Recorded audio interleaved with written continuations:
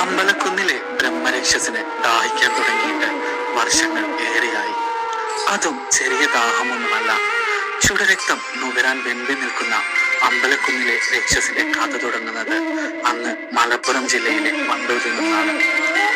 അവിടമുള്ളവർക്ക് ഇപ്പോഴും അമ്പലക്കുന്നിനെ കുറിച്ച് ഒരുപാട് പേടിപ്പിക്കുന്ന കഥകൾ പറയാനുണ്ട്.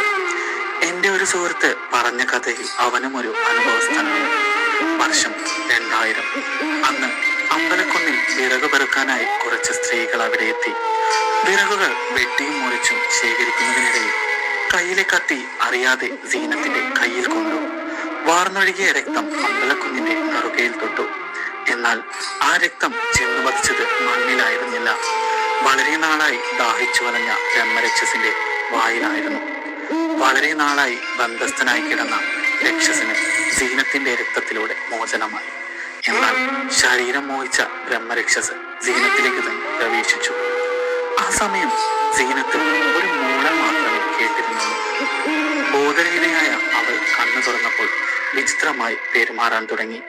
തനിക്ക് മുന്നിൽ നിൽക്കുന്ന വിചിത്ര രൂപത്തോടെ സംസാരിക്കുന്നതും രാത്രിയിൽ തനിയെ അമ്പലക്കുന്നിലേക്ക് ചെല്ലുന്ന പതിവ് കാഴ്ചകളായി.